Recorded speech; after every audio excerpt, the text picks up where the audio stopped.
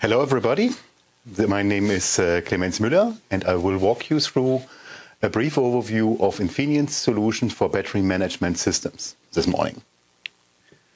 Let me start with a brief introduction on Infineon within the automotive market segment and Infineon in general.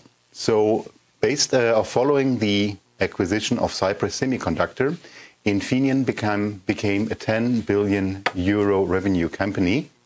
We are among the top 10 semiconductor companies in the world, with roughly 47,000 employees, among those 9,200 in R&D. We are a leading player in the automotive market. Latest analysis shows we are #1 of the semiconductor players for automotive.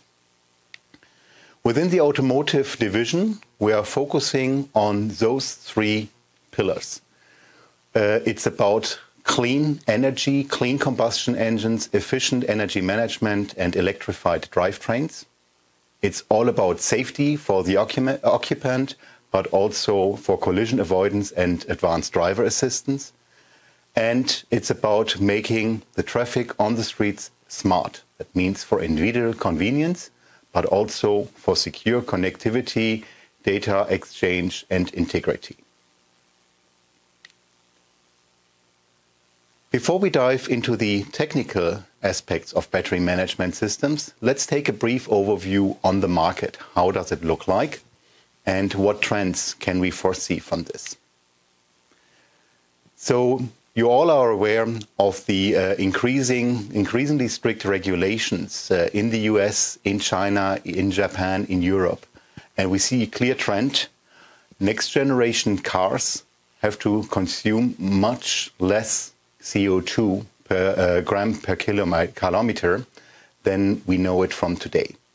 So in 2021, the European Union agreed on a reduction to 95 grams CO2 per kilometer, and this will go down further over the decade.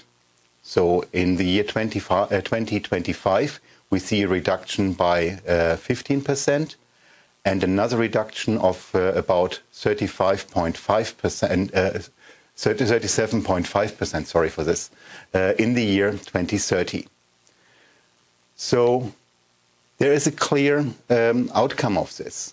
We made an internal assessment of the situation, and we averaged an internal combustion engine car and made an analysis how much reduction is possible on the different technologies. So with mild hybrid, with full hybrid, with plug-in hybrid, and with battery electric vehicles. And you see here in the horizontal axis the different limits over the years. And you see on the top row the reduction capabilities which are associated with the different technologies. And what is obvious is that only by pushing more on the plug-in hybrid and the battery electric vehicles, the OEMs will be able to meet the CO2 targets. And battery electric and plug-in hybrid electric powertrain technologies are kind of the key ingredient to meet those CO2 limits.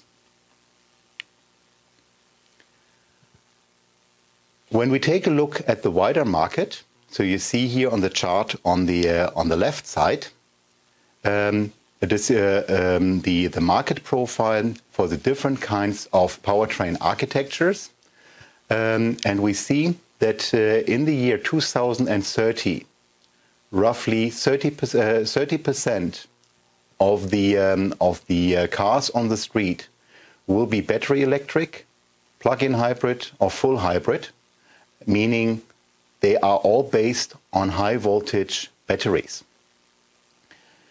The growth drivers for this electromobility are, on the one hand, as mentioned already, the increasingly strict CO2 reductions, the incentives as part of industry politics, as we see it in the world, a decreasing diesel share, while the cars are becoming bigger. So that means especially because of an increasing amount of SUVs on the street.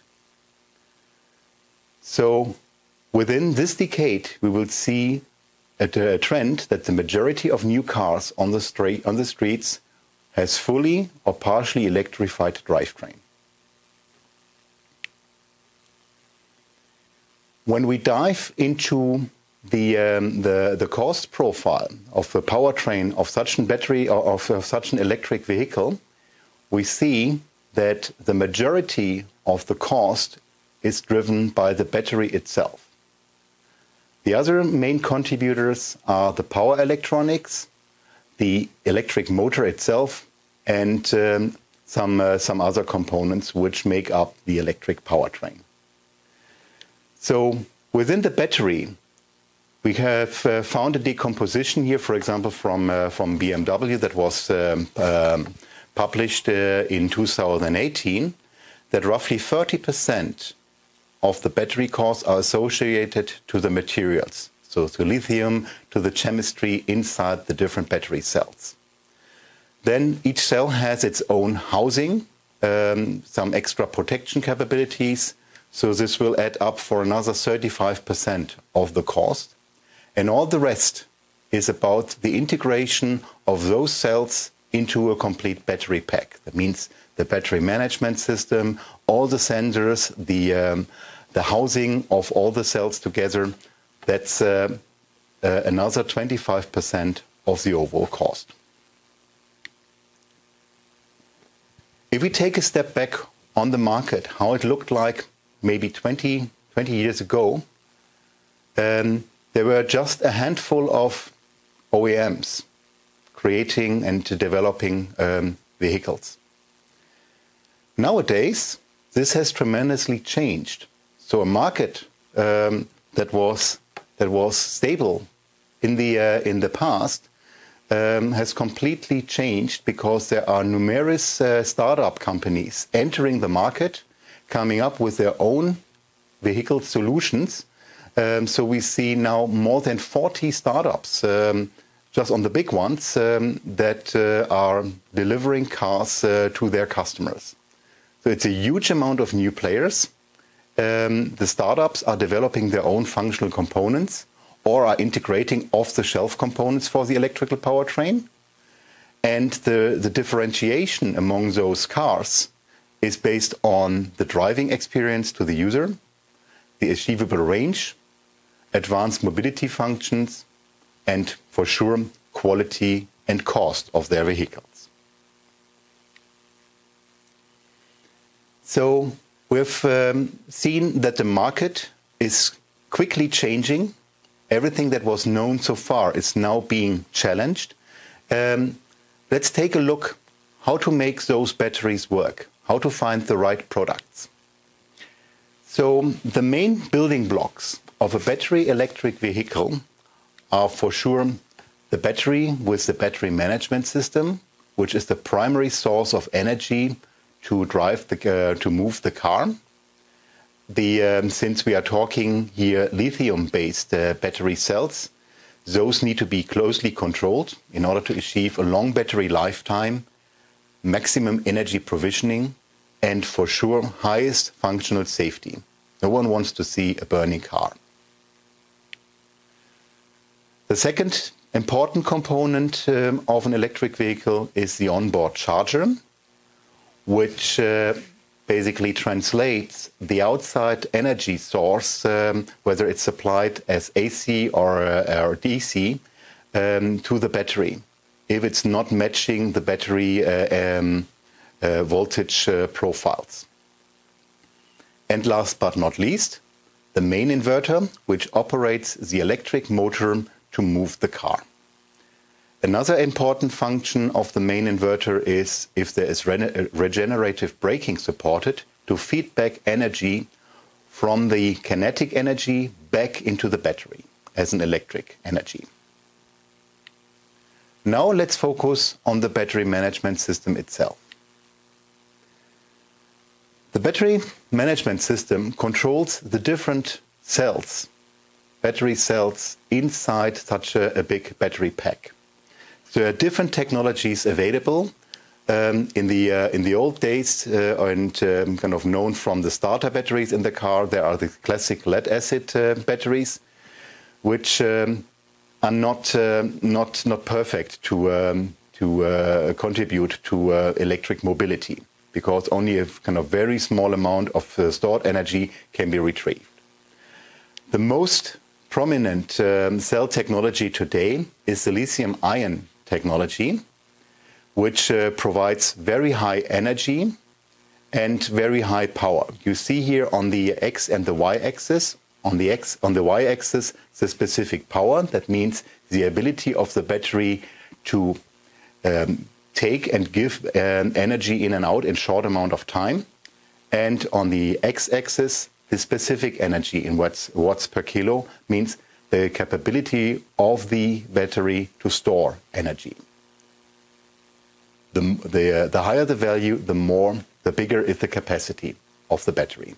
So what we clearly see here, that there is a trade-off between being able to give and take energy during charging and discharging, and on the other hand, the amount of energy stored to achieve maximum range with your electric vehicle. And this is being solved by different topologies, different mixtures of cell technologies that we see inside the cars. As said before, lithium-ion is the predominant cell technology, and there are differentiating cathode chemistries available in the market, and there is a lot of innovation going on, which I will not focus on. I'm going to talk in this presentation more about the electronics to control those cells. So let's dive further into such a battery pack. So this is a car that we have seen before, and the battery itself is called the battery pack, which is an integral part of the chassis, and it is composed out of multiple battery modules. Each of these battery modules has its own control architecture, electronic control architecture, and it's composed on the inside out of many battery cells, which are assembled in parallel and in series to achieve the required capacity, and in series to achieve the required voltages of the battery. When we talk about the Infineon Portfolio, we talk about the two main parts of the electronic areas inside the battery, which is the battery management and the module controllers. Let's take a closer look now. So the following functions are perfectly supported by the Infineon Portfolio. So there's on one hand the function to monitor and the cell and the pack in order to average the charge across the different cells, because the weakest cell in the system defines the overall capacity that you can work with. Another important aspect, as we all know this from our fuel cars, we would like to know what is the remaining range that we can drive. So the calculation of the charging and the discharging state. That's kind of a fuel gauge, which is important to know. We need to know how well is our battery doing. There are no mechanical parts where we can open the hood and take a look at belts, at the oil and so on. So we need to understand what is the quality of my battery. What is the remaining health state? So a condition prediction, how my battery is doing, is very important. Then those lithium-ion battery cells are very sensitive to charging and discharging profiles. So there are fine-tuned charging profiles to be followed in order to achieve maximum lifetime with the battery itself. Mentioned already the charging balancing within the battery, so that all the cells are operated at the maximum capacity. There could be serious incidents with the battery, short circuits because of an accident whatsoever, So we need to protect the battery against overload situations with dedicated switches. Since we are talking hundreds of sensors inside a big battery pack, dedicated controllers located in various areas, those entities need to exchange internally information, but also with the main control system outside. So robust communication is an integral part of the overall safety and is a must-have. So let me emphasize here, it has to be robust. Another aspect is thermal management. The batteries are very sensitive to outside temperatures when being operated. So the nominal temperature, which is the best case for operate the battery, is within 20 to 40 degrees Celsius. The maximum ranges are in the range of something like 0 to 40 degrees plus for charging. And for discharging, it's a little bit more relaxed. It's possible to operate it between minus 20 degrees Celsius up to 60 degrees Celsius. But those are the maximum ranges. If you operate the battery outside those temperature ranges, you destroy it. Or you run high risk for a thermal runaway, which could cause an explosion of the battery. So thermal management is often a separated topic from the battery, but it's an integral part to achieve maximum lifetime, maximum range with your battery. So we clearly think it is a main component of any battery management system. Then we talked about safety a couple of times. There are numerous safety measures which are added to a battery pack, which we will see on later slides. And last but not least, we see an increasing demand for security, as security is an enabler for functional safety. Only if you have a secure system, you can guarantee that the battery is doing over its lifetime what it is supposed to do. And it's not being modified accidentally or intentionally from the outside. You need to collect critical data on calibration, on logging, and to authenticate who is doing changes on the battery. So, having those different functions in mind, I composed an overview chart which lists on the left side the battery function which you have seen before, which lists the associated system challenges and gives a quick overview on the associated Infineon offering. So the first one is already displayed, the cell pack and monitoring. So as we have learned, the battery cells are very sensitive to voltage and temperature measurements. And we need to perform this with highest accuracy and give the data to outside control entities. So there must be robust communication links between the cells and the battery controller. And we would like to balance the energy among the different battery cells without interaction of an external controller. So this should be done independently, as we would like to use the stored energy as carefully as possible. So the Infineon offering here is an integrated controller for monitoring and balancing with very high precision analog digital converters to support scalable battery cell topologies. So the user defines which topology he would like to follow, how many cells in parallel, how many cells in series, how to integrate this into modules and packs, and we are giving him the full freedom with highest accuracy products. There are a couple of other functions which I do not all want to read to you, since you are receiving the presentation from my colleague Oliver after the presentation. Just to highlight kind of one more thing, security.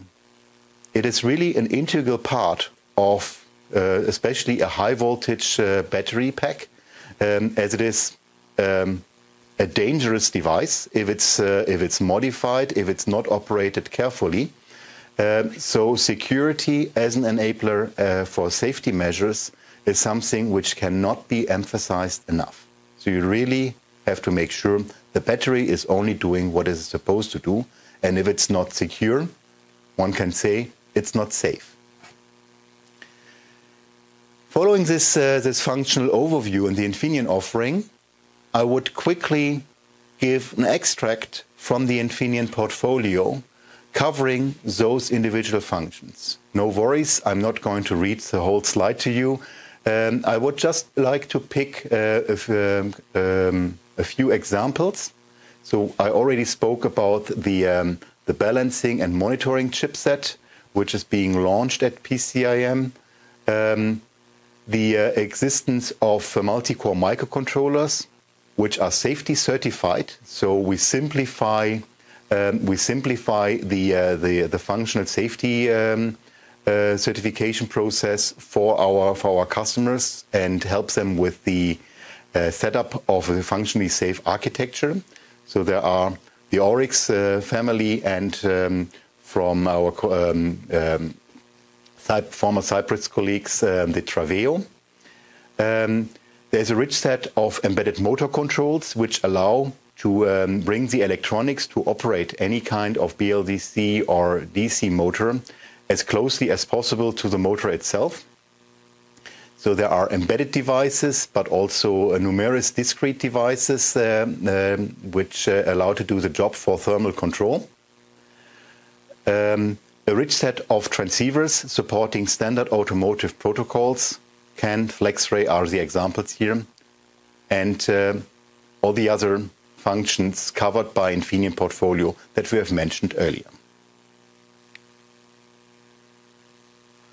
As this is one of the key ingredients of any battery management systems, I would like to dive in a little bit deeper into our new cell monitoring and balancing IC, the TLE9012. It covers the 4 main functional areas important for any battery management system. So the voltage measurement, and here it has to emphasize it's about synchronicity of the voltage and temperature measurements. It's about the accuracy that you can achieve with your measurements over the full lifetime. Usually components degrade and become worse over time.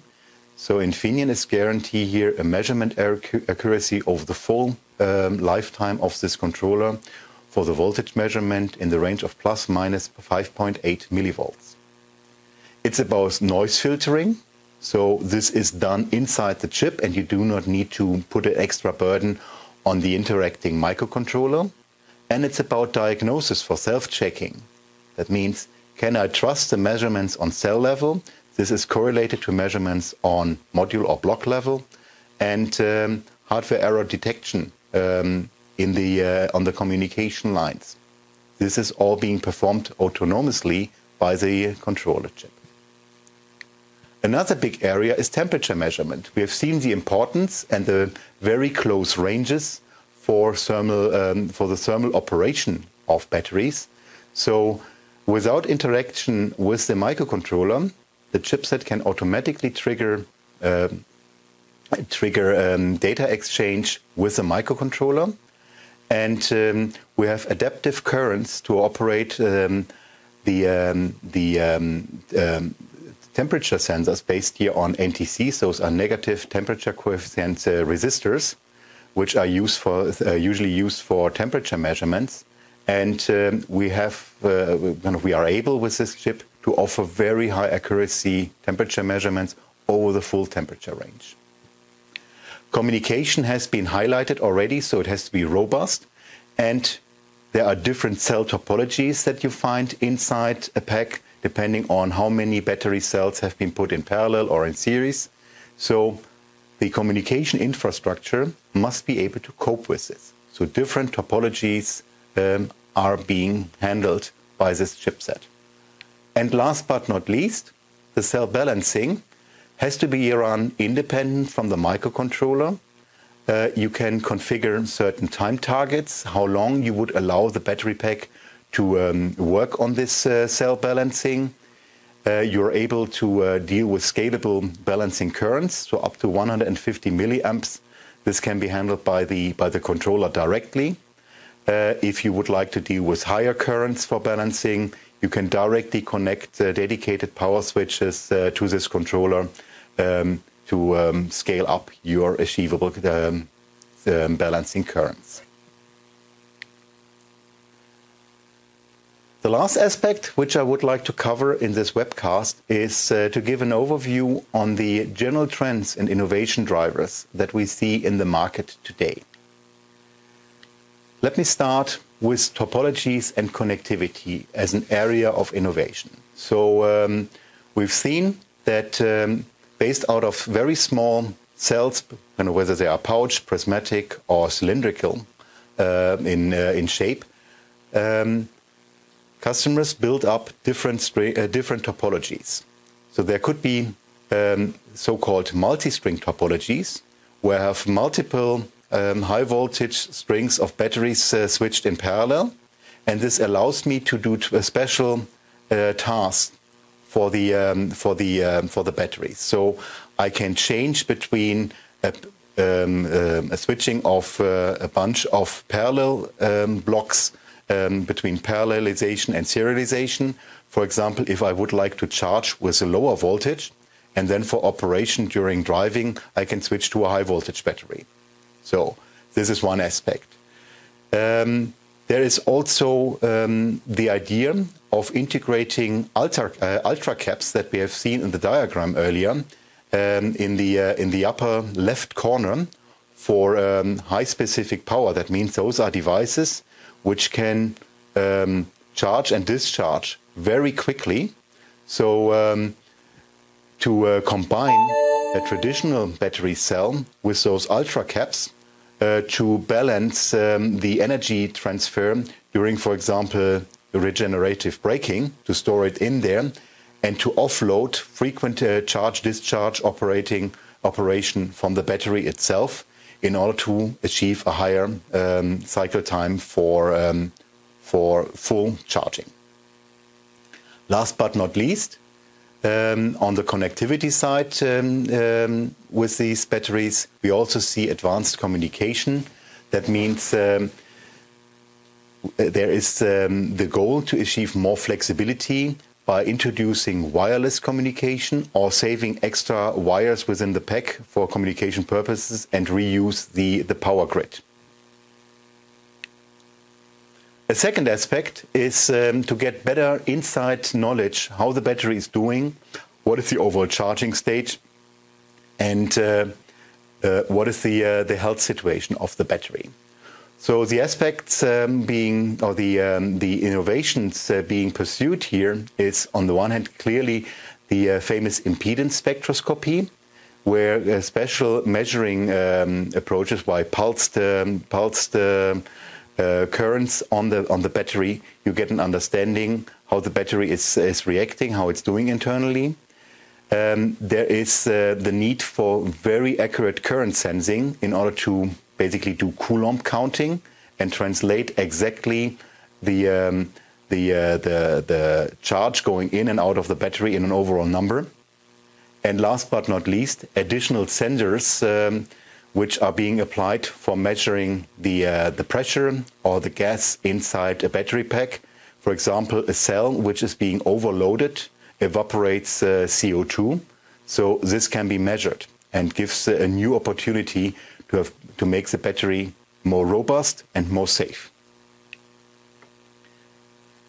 We also see, kind of in accordance with the different topologies on the one hand, but also to achieve better safety and being able to react quicker to critical incidents in and outside the battery, that people are considering to switch from relays to high-performance solid-state protection switches. So in the lower voltage classes, this is already existent. For high-voltage batteries, so far, we still see their electromechanical relays, but there's a clear trend to also investigate here the usage of powerful semiconductor switches.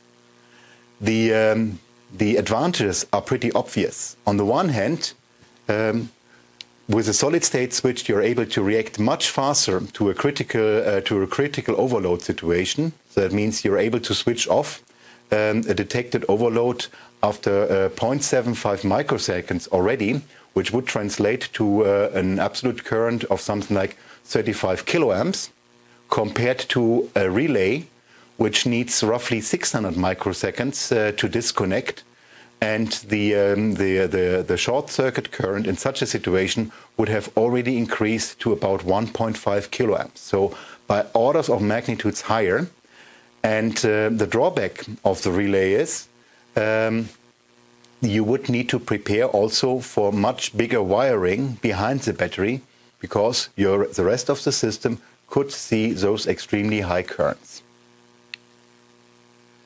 Next aspect is innovation in the area of thermal control solutions, as it has become obvious that the closer you control the temperature for the battery pack, and the closer you keep it within the sweet spot of 20 to 40 degrees Celsius, the more capacity you can take out of the battery, and the better is the battery lifetime.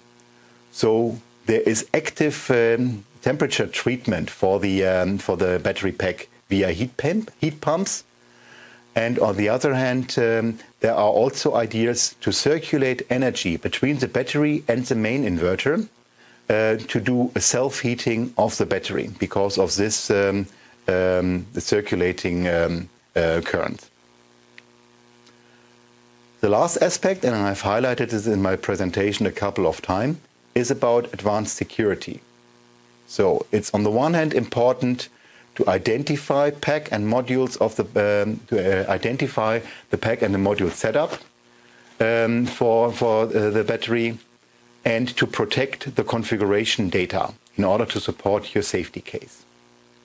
Also, OEMs which have to give warranties for the batteries, they are interested to make sure that only genuine or authenticated parts and components have been used when there is a repair of the battery needed.